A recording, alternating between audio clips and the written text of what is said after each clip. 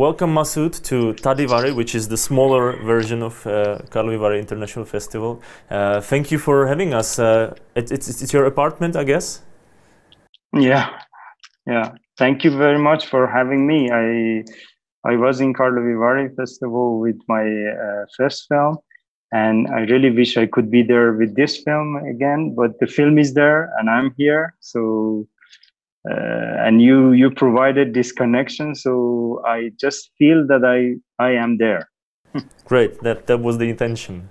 Could you maybe explain a little bit the background of the movie? Because if I understand it right, like Yalda that's the winter solstice festival, like the festivities, and the Night of Forgiveness is that the special like TV show or the moment like they've shot. And as I understand it, like normally it wouldn't have been like mixed together in one TV show.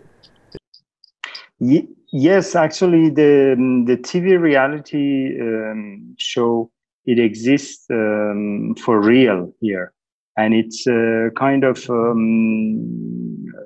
weekly program that every week they have a kind of guest, they have another story, a new story, and they have someone who needs to be forgiven, and so they invite the victim's family to forgive in a live program. So if I understand it right, like normally the people in Tehran would sit at their sofa and watch some Yalda show with some songs, there was some poetry and so on, famous guests, and there would be some like entertainment show.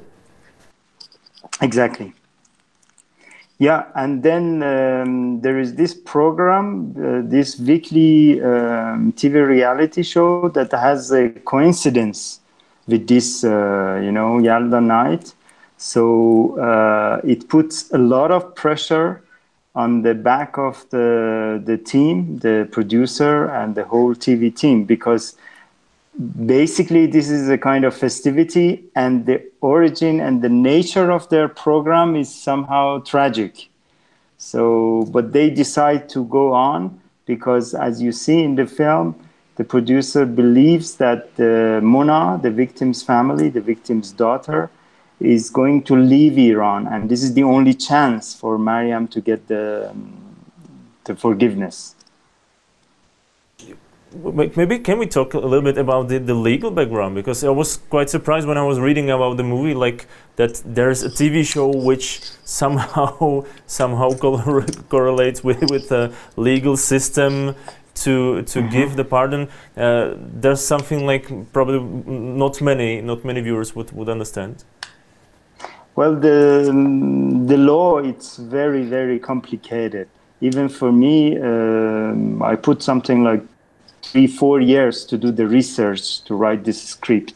And I give you one example of this complication, and it's the fact that even if the execution, even if the retribution law exists, if you kill someone, they're gonna kill you, eye for an eye.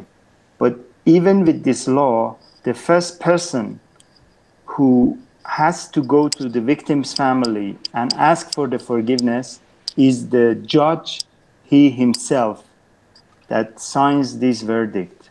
So they are really trying hard to promote the culture of forgiveness, and they know that the real solution, it's not a kind of punitive system, it's the cultural solution. But basically, when the law is just like this, it's going to be very, very difficult. And you see in this film how difficult it is. Yeah. No, that was like very interesting to see like how this tradition, I would say, mixes up with the technology itself. Like the viewers are sending the SMS. There's some donations like attached to that. That's is it somehow like changing, because you were talking about the judges themselves want to learn people, teach people how to forgive, and they should forgive. So do you think it's changing? Maybe even like thanks to these technologies and these like TV shows and entertainment around it. Of course, it is changing. Iran is a young country and society that is changing every day, actually.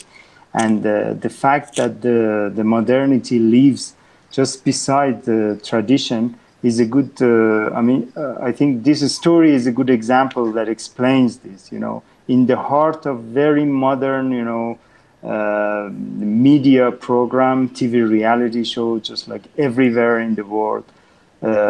You could see that the story, and the law and the traditions are very, very, they have a very strong presence.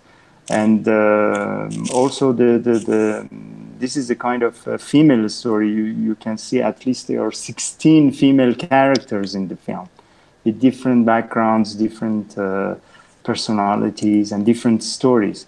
I wanted also to go to these stories and to show to the audience how different these women are from each other, and at the same time they are all struggling for their life and their place in the society. Yeah, I've read that in a bit your own experience is connected with the story, as your film A Respectable Family was banned in Iran, and you witnessed you experienced some kind of pressure from the society after the verdict itself. So there's even your point of view in the movie. Like you're kind of a little part of you is in Maryam. Well, of course, there is always some personal attachment and some personal influences, in every story, even if it's not autobiographic. But I think every filmmaker or writer, or artist in general, they use this influence to create. And to me personally, yes, of course, for the problems I had, I had to face, to not only to the law system, but also to the judgment of every individuals. And that's why this film is about, basically it's about the judgment, or let's say not to judge, And you have this TV reality show in which you invite the audience to judge at every minute of the film, at every minute of the program by sending SMS, while they don't know even the true story of this woman, these two women actually. And also the theme of forgiveness, which is a kind of central theme in the film, was my main question during all these years, because I was needing desperately to be forgiven, in the eyes of the society, in the eyes of the individuals, and I was asking myself that how difficult it is to wait for a kind of forgiveness, and how difficult it is to forgive the others, because I saw that I need also to forgive all these people, that they judged me in a wrong way. Yeah. You had quite big trouble to get permission to shoot the movie and then to raise money for it. So weren't you afraid that you won't get this forgiveness you're talking about?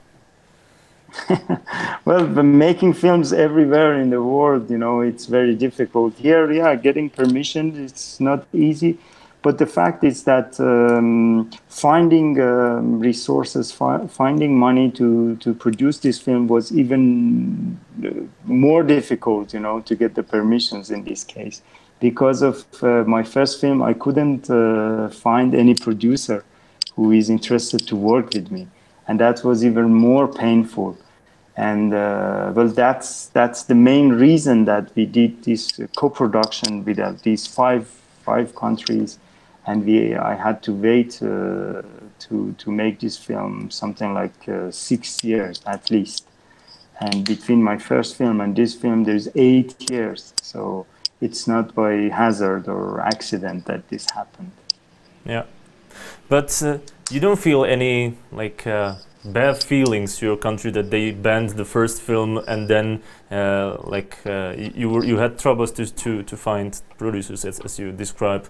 I was gonna ask if you forgive your country, but I think it was some kind of like mutual process.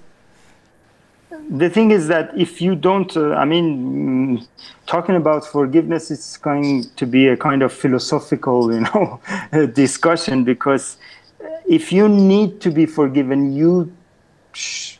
in some point you should forgive. You should forget at least. You should, or let's better say, not to forgive, but at least for not to forget, but at least to forgive.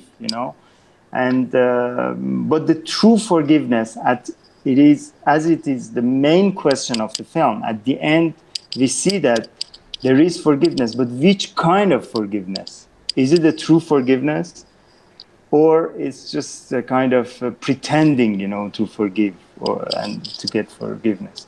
So I don't want to enter this discussion, because this is the kind of, as I said, philosophical point of view. The fact that I, despite all of the problems, I accepted and I wanted to shoot this film inside of Iran, was basically this point that I wanted to show this film at the first place to my own people, And that's why the film is released before Europe and United States inside of Iran, even if it's a small release.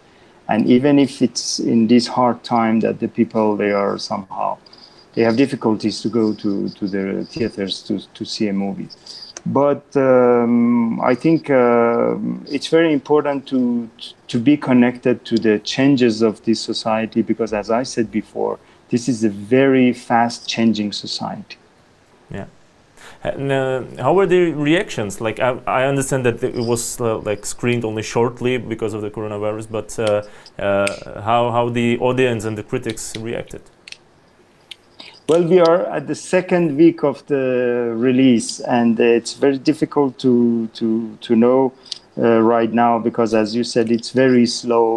People just get informed about the film, and we don't have many rooms for the film. We have only 5 small theaters in Tehran and 5 in the other cities. But I think gradually the film finds its public, its audience. And this is the nice thing about the film. I don't expect that the film going to sell tickets just like a comedy or like a commercial film. And we don't have, superstars in the film. We have very good cast, but not superstars. So I believe that the film finds its audience, And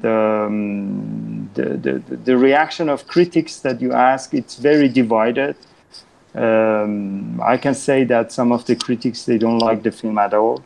They think that it's a TV program reproduction. But there are some critics that they understand the concept of the film, and they praise the film. Okay, that's a good sign, I guess. So can you give us a hint what you're working on right now? Like, I guess you already have some project in your mind. Yes, the problem is that I have several projects, and it's difficult to do several things at the same time.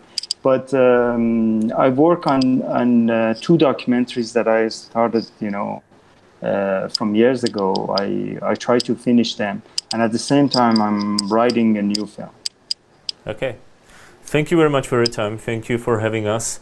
Good luck with growing the audience. Thank you very much, and I wish you the best for the festival. I really like your festival, the people, the audience, the city, and I hope to be able to go back to Karlovy Vary with a new film soon in future. Yes, we'll see you there definitely. Thank you. Goodbye. Thank you. Goodbye. Thank you for your time.